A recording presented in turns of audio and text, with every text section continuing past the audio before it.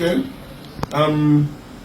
Ogechukwu Akweze wrote and he said, this afternoon I spoke with the wife of the late senator who is currently abroad.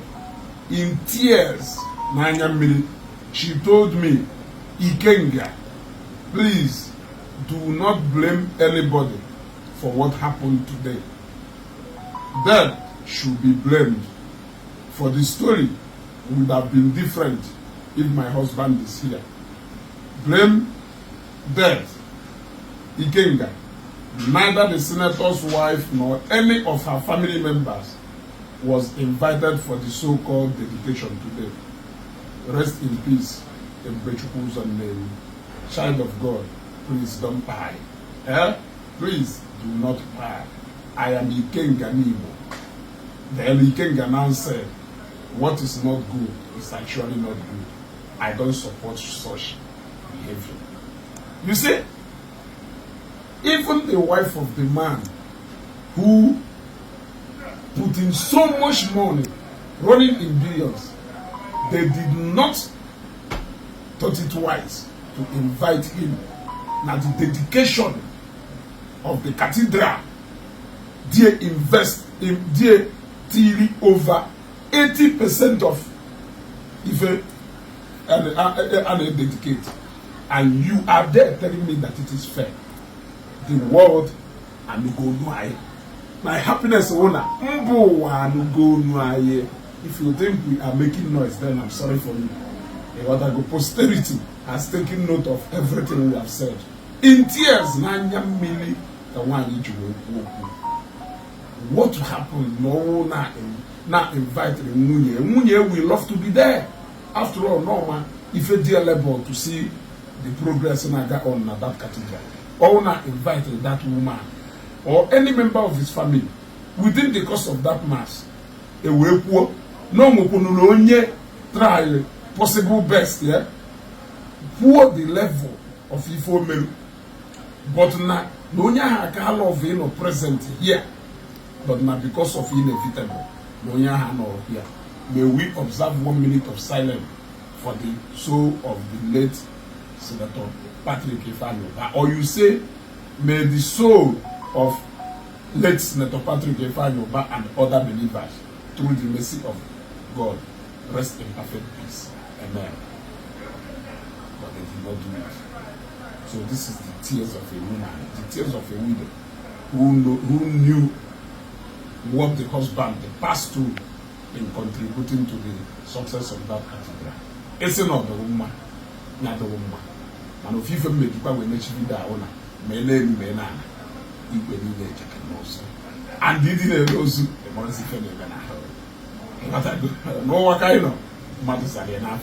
Where is Ariana? Bait and as well. You want to go keep it to Chubu?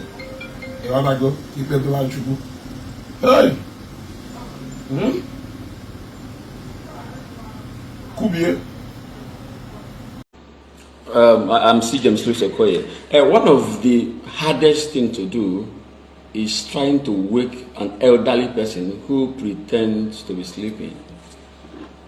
Fada Ebube Dike. Fada Ebube Dike.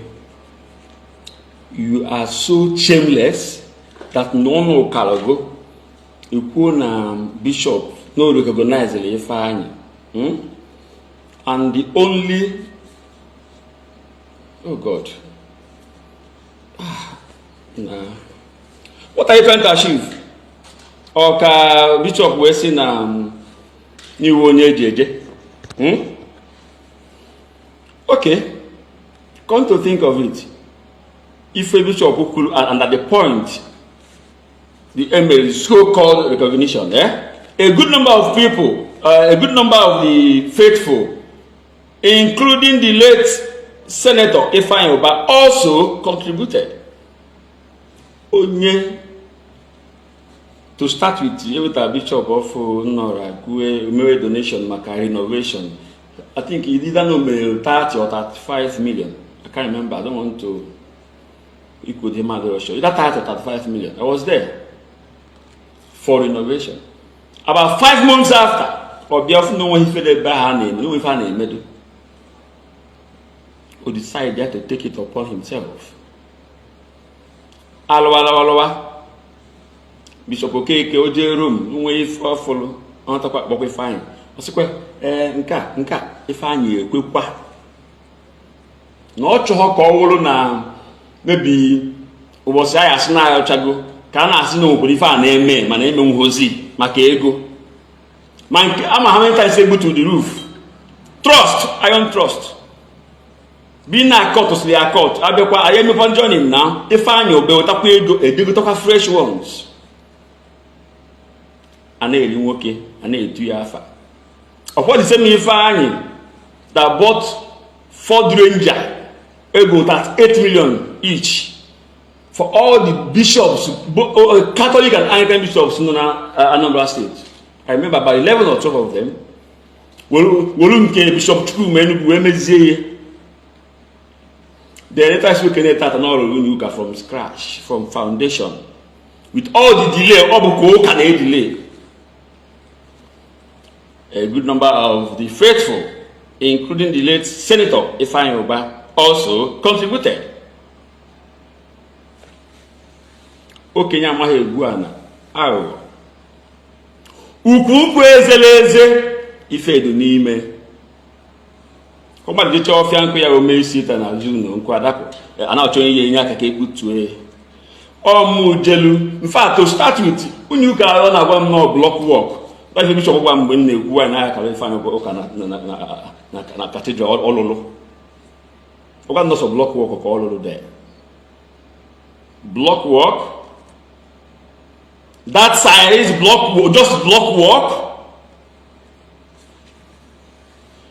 I'm going to base in Italian. I'm a near Italian, you know what I mean. But no Hana is you. I'm a miss to Miliomo. No bono. It's a Hunya ties, then I will be about honey one for none. So for the Ebube Dike, if you don't do that rubbish, they never have any protection. Between now and tomorrow morning. Ekwu mi ife ya bụ nkwucha and fukuru asa ya ade nkwucha ya ima no ife me today we just o Ifeanyi Ubah balo n'ime card iche mu ekuzie nke mu because no rama the history or since Ifeanyi Ubah the pussy or the Germany ebe on general treatment ka situation dey the worst abosh di ozo Chukwumekwere nwe afa nọkọta adapụta ya tee onye ọnụ ule maka nwozu na-akpọje ebe ọ na-anatabe the best treatment ọ na-anatabe before onye ahụ anwụgo. That's Ifeanyi Ubah. Icon onye akwụrụ ụgwọ akwa niile ndị bishop yi akọọlị aka. Onye nwanụ gba ticket all the bishops akọọlị aka. Onye nwanụ bishop Okonkwo United Air we upgrade all the tickets to business class akoliaka. Then for onye lolo the cathedral from beginning to end. Nke ya bolo late Senator Ifeanyi Ubah also contributed. May you receive that in your own days. Yeah, you may need for my child. This is the kind of we are with her. That's my prayer for you. Ebo Duma.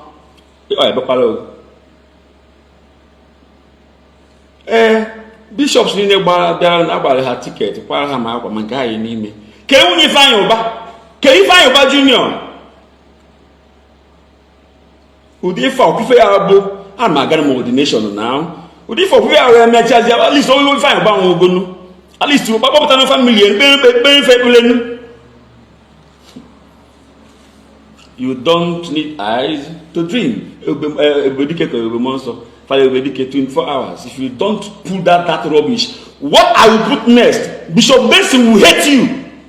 Because I don't intend to say everything open, regardless.